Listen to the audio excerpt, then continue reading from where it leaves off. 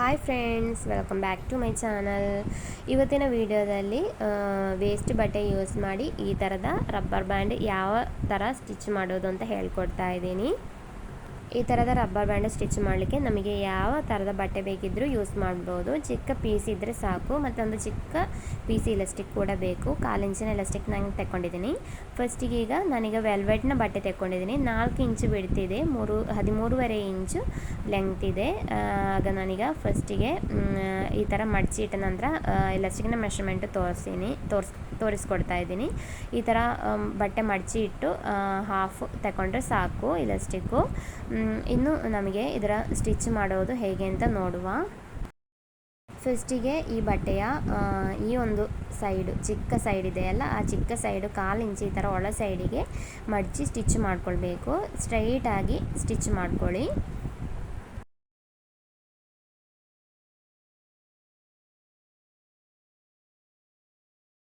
ಈ ಥರ ಸ್ಟಿಚ್ ಮಾಡಿ ಆದ ಮೇಲೆ ನಮಗೆ ಈ ಒಂದು ಪೀಸನ್ನು ಎರಡಾಗಿ ಕರೆಕ್ಟಾಗಿ ಈ ಥರ ಮಡಚಿ ಇಡಬೇಕು. ಹೊರ ಸೈಡಿಗೆ ಈ ಥರ ಮಡಚಿ ಇಟ್ಟ ನಂತರ ಒಳ ಸೈಡಲ್ಲಿ 1/4 ಇಂಚು ಬಿಟ್ಟು ಸೈಡು ಸ್ಟಿಚ್ ಮಾಡ್ಕೊಳ್ಬೇಕು.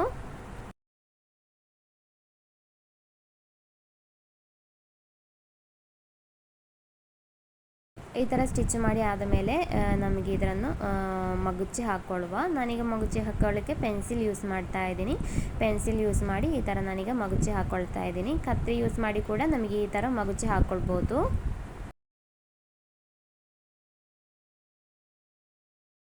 ಈ ಥರ ಕರೆಕ್ಟಾಗಿ ಮಗುಚಿ ಹಾಕೊಂಡ ನಂತರ ನಮಗೆ ಇದರ ಒಳ ಸೈಡಿಗೆ ಇಲಾಸ್ಟಿಕ್ ಇನ್ಸರ್ಟ್ ಮಾಡ್ಕೊಳ್ಬೇಕು. ಇಲಾಸ್ಟಿಕ್ಕಿನ ಒಂದು ಸೈಡಿಗೆ ನನಗೆ ಈ ಥರ ಪಿನ್ ಮಾಡ್ತಾ ಇದ್ದೀನಿ. ಈ ಥರ ಪಿನ್ ಮಾಡಿದ ನಂತರ ಇಲಾಸ್ಟಿಕ್ಕನ್ನು ನಮಗೆ ಇದರ ಒಳ ಸೈಡಿಗೆ ಇನ್ಸರ್ಟ್ ಮಾಡ್ಕೊಳ್ಳುವ.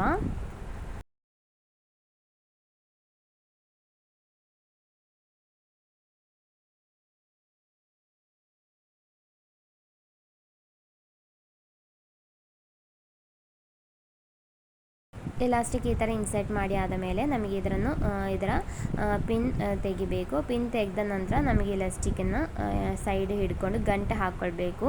ಇಲಾಸ್ಟಿಕ್ ಈ ಥರ ಗಂಟೆ ನೋಡಿ, ಇಲ್ಲಿ ಗಂಟೆ ಹಾಕ್ತಾ ಇದ್ದೀನಿ ನೋಡಿ. ಈ ಥರ ಗಂಟೆ ಹಾಕ್ಕೊಳ್ಳಿ. ಒಂದು 2-3 ಗಂಟೆ ಹಾಕ್ಕೊಳ್ಬೋದು.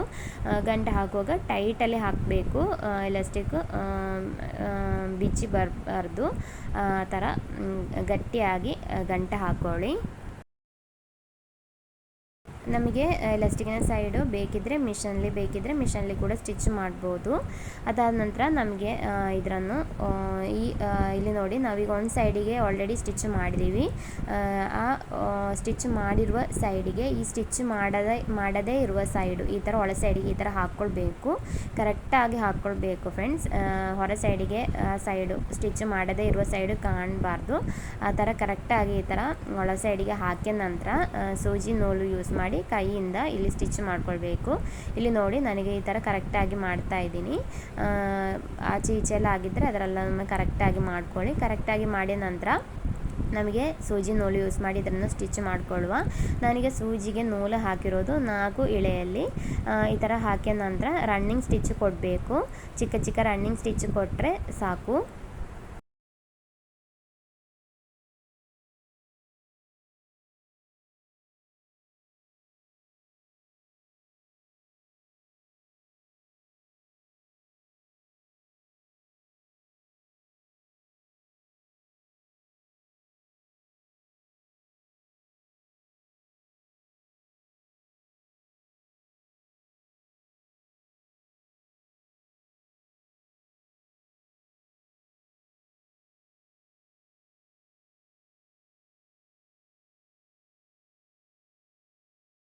ಈ ಥರ ಸ್ಟಿಚ್ ಮಾಡಿ ಲಾಸ್ಟಿಗೆ ಈ ಥರ ಗಂಟೆ ಹಾಕ್ಕೊಳ್ಳಿ.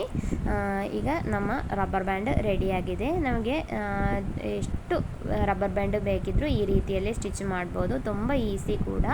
ಬೇರೆ ಬೇರೆ ಕಲರ್ ಬಟ್ಟೆಯಿಂದ ನಮಗೆ ಈ ಥರದ ರಬ್ಬರ್ ಬ್ಯಾಂಡ್ ಸ್ಟಿಚ್ ಮಾಡ್ಬೋದು. ನಮ್ಮ ಡ್ರೆಸ್ಸಿಗೆ ಮ್ಯಾಚಾಗಿ ನಮಗೆ ಹಾಕ್ಕೊಳ್ಬೋದು. ನಿಮ್ಮ ಹತ್ರ ಕೂಡ ಚಿಕ್ಕ ವೇಸ್ಟ್ ಕ್ಲಾತಲ್ಲೇ ಇದ್ದರೆ, ಚಿಕ್ಕ ಇಲಾಸ್ಟಿಕ್ನ ಪೀಸಲ್ಲೇ ಇದ್ದರೆ ಈ ಥರದ ರಬ್ಬರ್ ಬ್ಯಾಂಡ್ ಒಮ್ಮೆ ಮಾಡಿ ನೋಡಿ, ನಿಮಗೆ ಖುಷಿಯಾಗುತ್ತೆ.